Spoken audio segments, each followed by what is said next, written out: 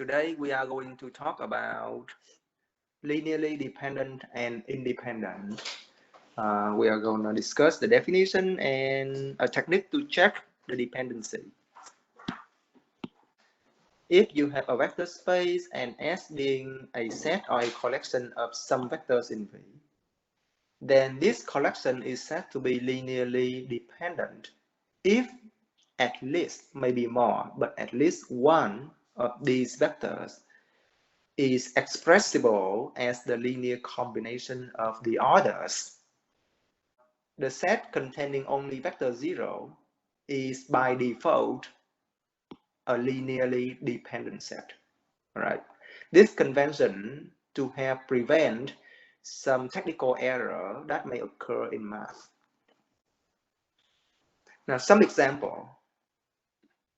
In R3, the three vectors u, v, and w are linearly dependent because one of them, in this case, that is w, is equal to 2u minus 3v.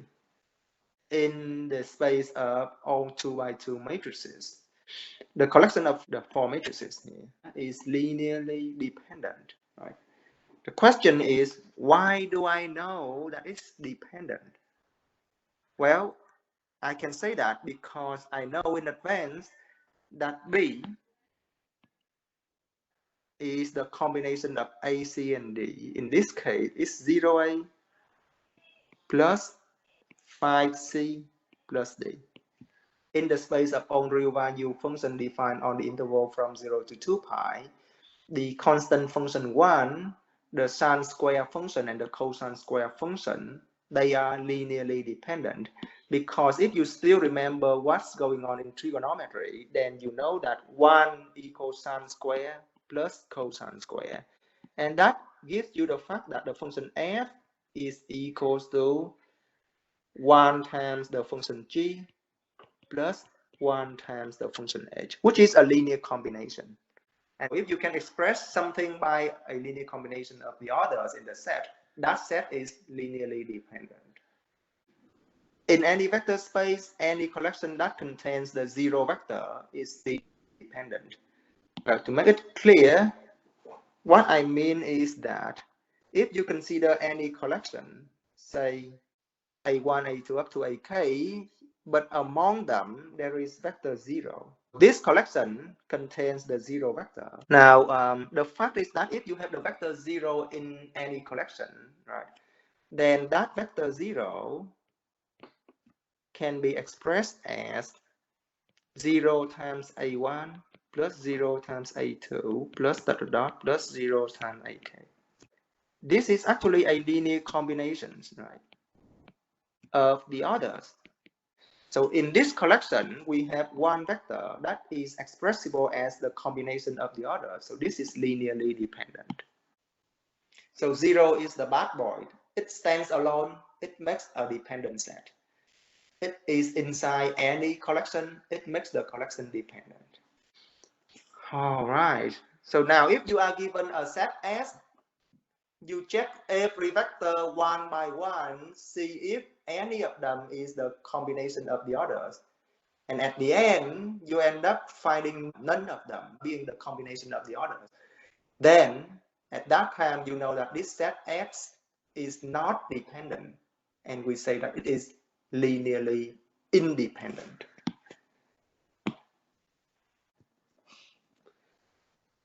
One by one for every of them, and imagine you have a set S of, say, just 10 vectors.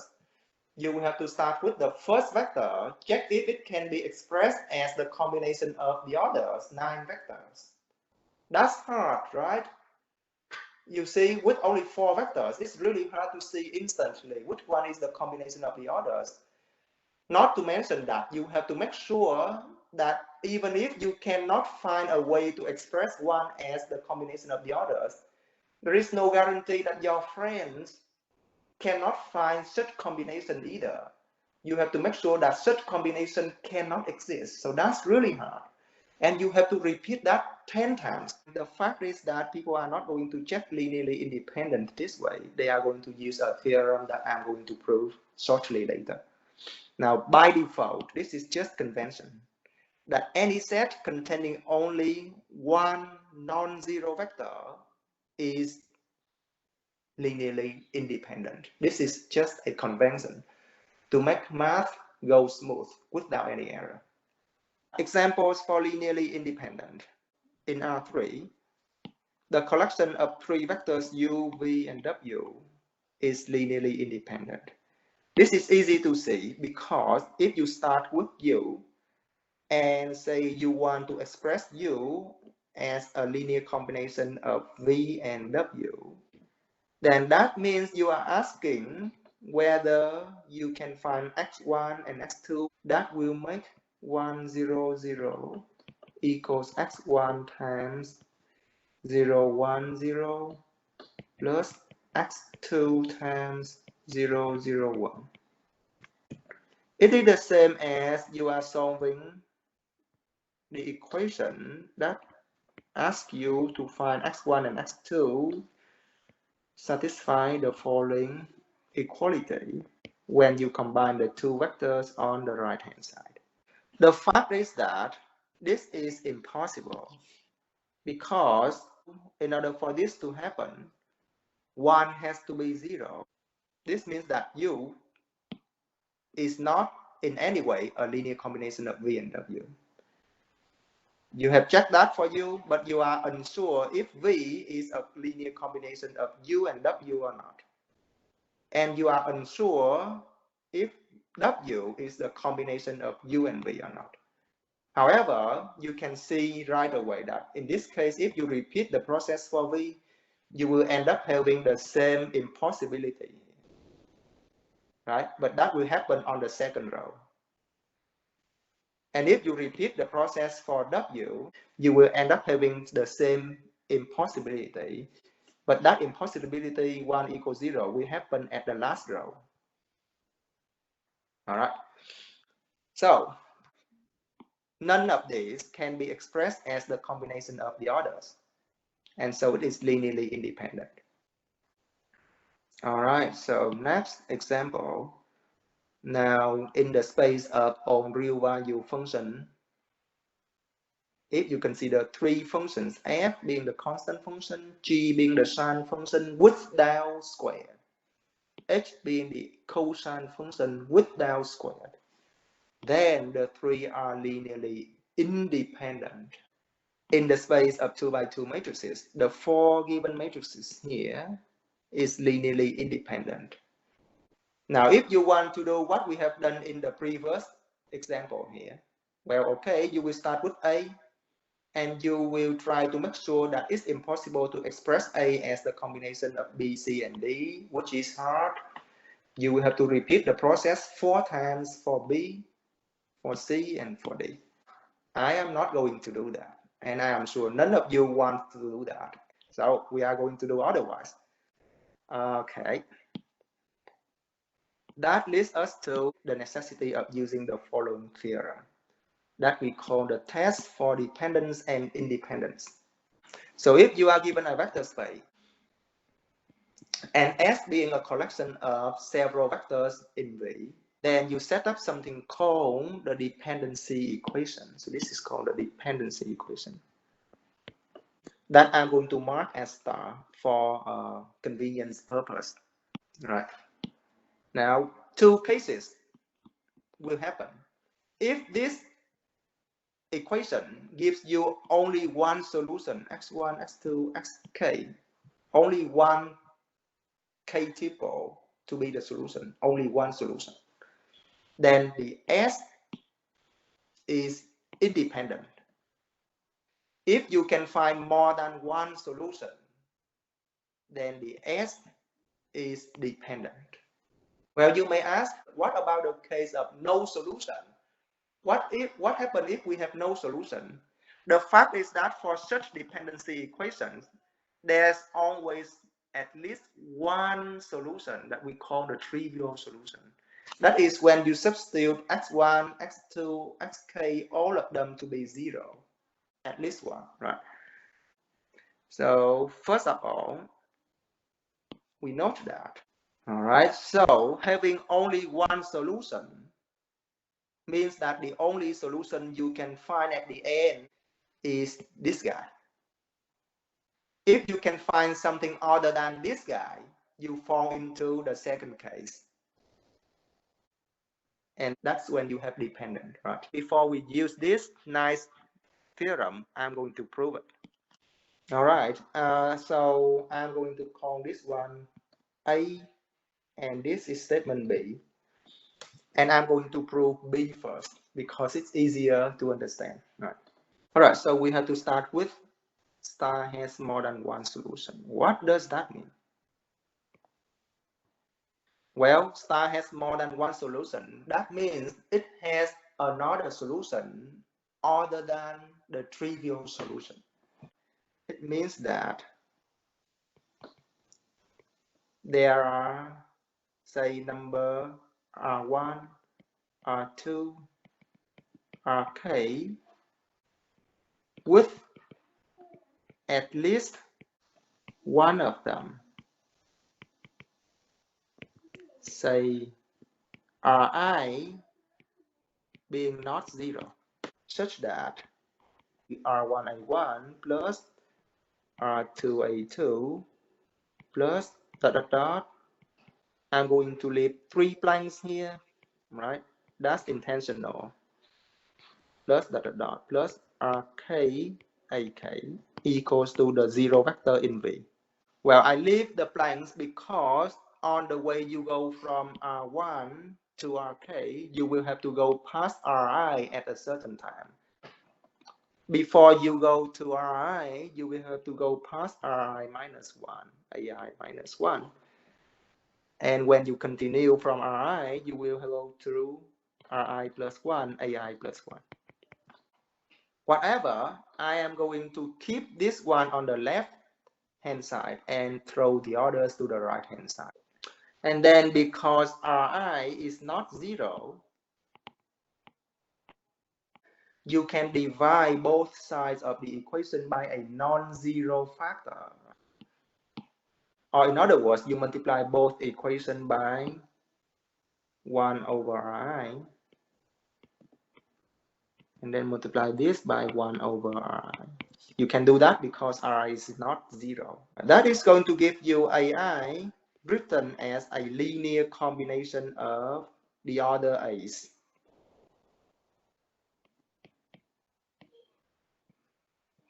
What that means is that Ai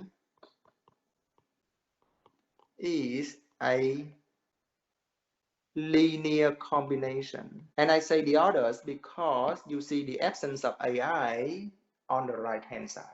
And being a combination of the others here means that the set S is linearly dependent by definition.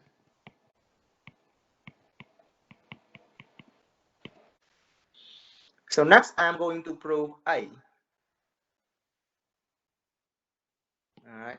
In order to prove A, I'm going to use the contradiction method. So for those of you who have not yet been familiar with the contradiction method in proving things, well, it's actually very simple. If you are asked to prove something, some statement, and it's too hard to go or to start, then you are going to assume otherwise, right? So if the statement asks you to prove A equals B, you assume A is not B. If the question asks you to prove that A is dependent, you assume that A is independent. And in this case, if the question asks you to prove that S is linearly independent, you assume otherwise, which means you assume that S is dependent. And then you try to derive a contradiction, something like 1 equals 0 or 1 plus 1 is 0, something like that. That means the otherwise assumption that you make cannot be true. And if whatever you make cannot be true, the statement, the original statement, has to be true because it's the opposite of yours. Yours is not true. The opposite of yours has to be true. All right, so we are going to assume that although the dependency equation may have only one solution, but we assume that S is linearly dependent, which is opposite of what the statement says, right? Now, at the end, I'm going to derive a contradiction, all right? And with the contradiction means that what I am assuming here is false. So the statement, the original statement in the theorem, which is the opposite of what I said, has to be true, because the opposite of false is true. All right, so that's the idea. And because we assume that S is dependent, by definition, there must be at least, maybe more, but at least one vector in S being a linear combination of the others. So one vector, say a j, with j can be 1, 2, k. So that implies that we can write aj as the combination of a1, a2, up to ak. In other words, it can be expressed as some number s1 times a1 up to some number sk times ak. But pay attention onto the word orders here. The word orders means that other than the aj, so we wouldn't want the aj to appear in our right-hand side equation.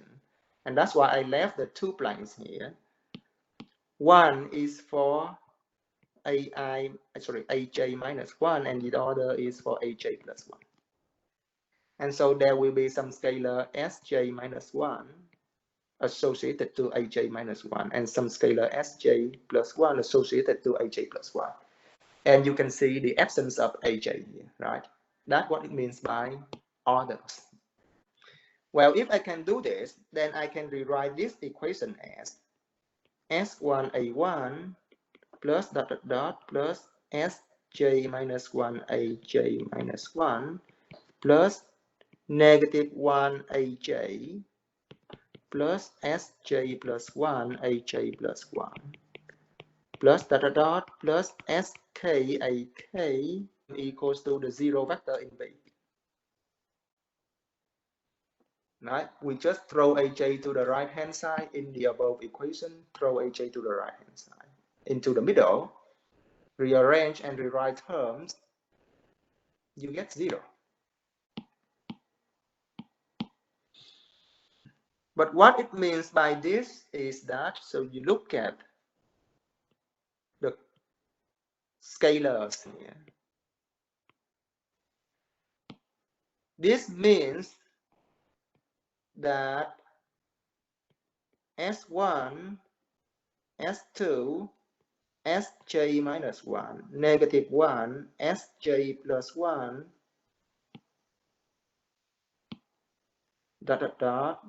Sk is a solution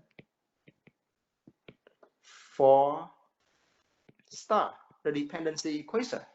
Well, the nice thing is that this solution is not the trivial solution, because you will have at least one entry that is not 0, and it is this guy, right? Not 0. So it's not the 0 solution. But having a solution other than the trivial solution means that star has at least 2 solutions. This implies that, in other words, more than one solution. Have you seen the contradiction yet? Right? The contradiction appears right here because we start with star has only one solution, right? But from the way we assume frivolous things, we end up having 2 solutions instead of only one solution. So that's the contradiction. So that means our assumption that S is dependent cannot be true. And if our assumption cannot be true, the opposite of our assumption has to be true. The opposite of this one is that S is independent. Has to be true. So now you know that in order to check if some given set of vectors are linearly independent or dependent, you will have to first set up the dependency equation. So that means we are looking for x1, x2, x3, and x4, so that when we multiply them to a, b, c, and d and add them together, we end up having the zero vectors in the vector space. Here the vector space is the space of all 2 by 2 matrices. So this is the vector, this is actually the zero matrix here. The 2 by 2 zero matrix, 4 zeros.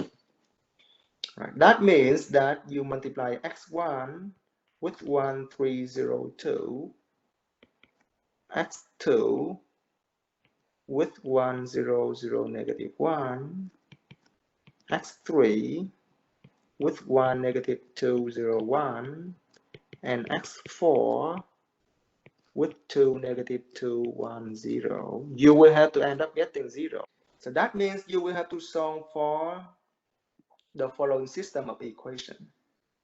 So if you multiply x1 into the matrix, x2 into the matrix, x3 and x4, and then add the first entries together, you will have x1 times 1 plus x2 times 1 plus x3 times 1 plus 2x4. That has to equal to the first entry on the right, which is 0. Similarly, x1 times 3, x2 times 0, x3 times negative 2, x4 times negative 2, sum them up, they will have to be 0. Similarly, you are going to have the following equations.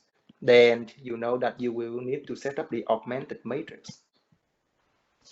Now you will have to reduce it to echelon form. Right? Now the fact is that every of us may end up getting different echelon form. The only similar thing that we have will be the number of 0 rows that we have, right?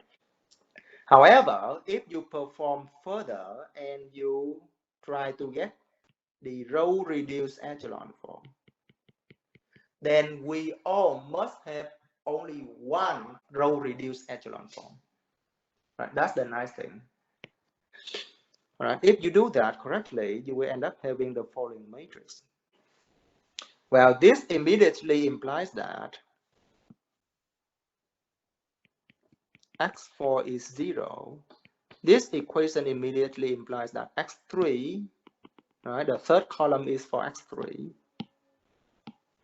is 0, x2 is 0, x1 has to be 0, and you cannot find any other solution. This is the unique solution. Right? And if you can only find only one solution, that means that A, B, C, and D, the given set of vectors, is independent.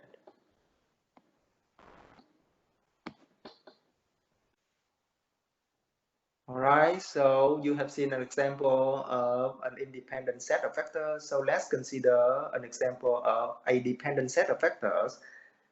This guy, what I said as the magic at the beginning, right? For this one, you will have to set up the dependency equation. 0 here is in the 2 by 2 matrices.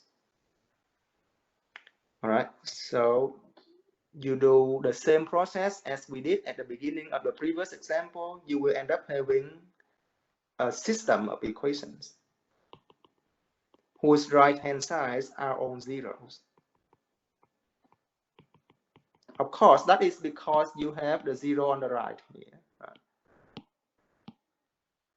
and then you get the augmented matrix.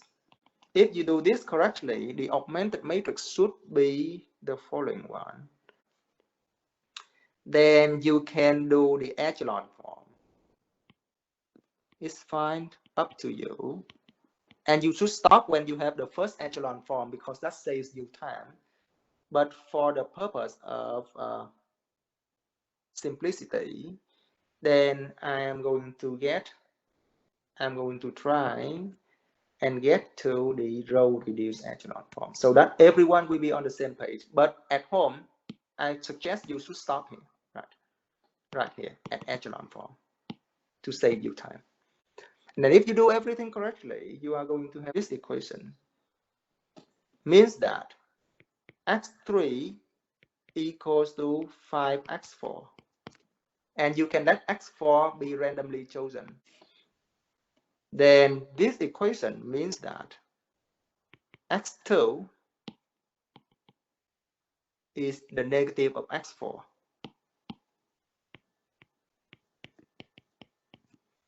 And this equation means that x1 has to be 0.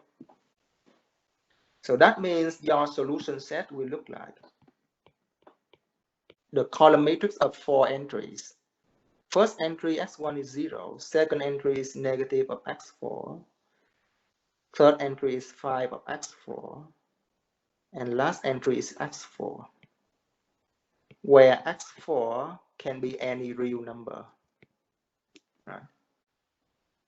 So this, in fact, can be rewritten as x4 times the column vector 0, negative 1, 5, and 1. So this actually is the span of that vector. And so you know that there are more than one solution other than the 0 solution. So that means more than one solution. Why? Because if you substitute for x4 being 0, you get the 0 vector. That is the trivial solution. If you substitute x4 being 1, you get this spanning vector.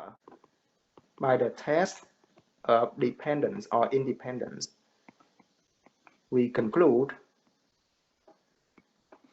that A, B, C, D, this collection is dependent.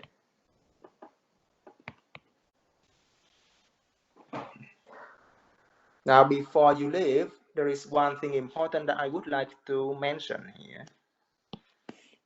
Whatever you have done here, you don't have to. If you already done your homework assignment. What is the homework assignment? That is the assignment that I asked you to read the more unknown theorem, right? So from here, you can go directly to right here. And you know that there would be more than one solution. Why? Because you use the more unknown theorem.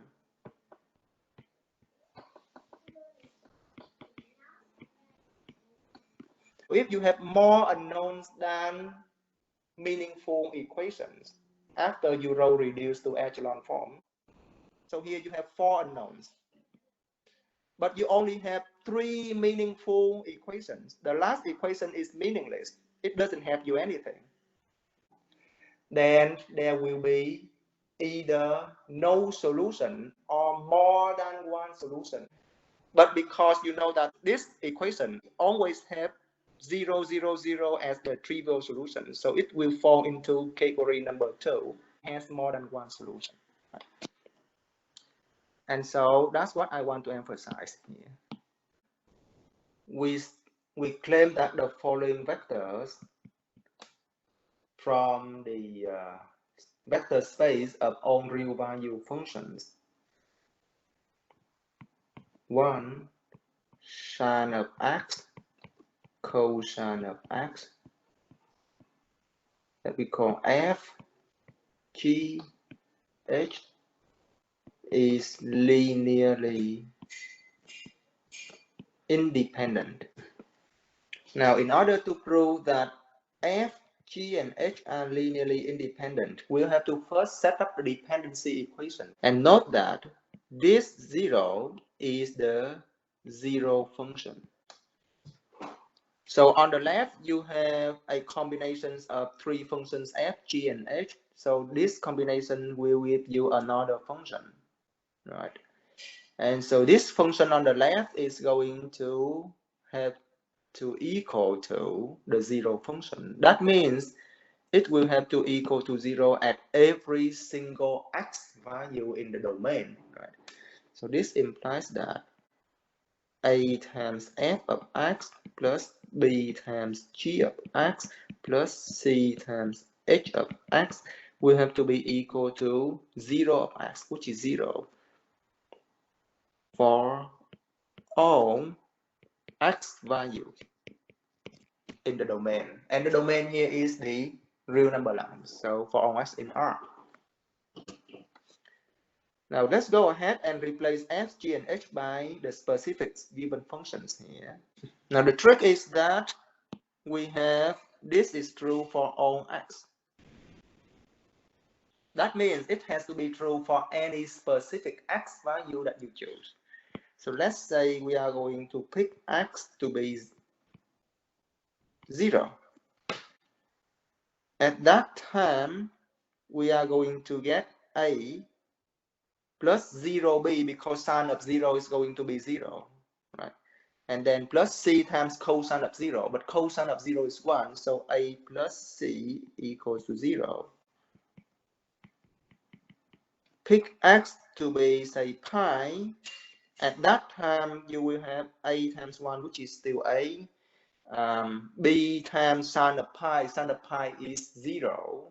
So you wouldn't have b. And cosine of pi is negative 1. So you are going to have a minus c equals to 0. Then you can pick another choice for x, say pi over 2. We do this because we know sine of pi over 2 is 1, but cosine is 0. So that's going to give us a plus b equals to 0. From the first two equations, we are going to get a equals c equals to 0.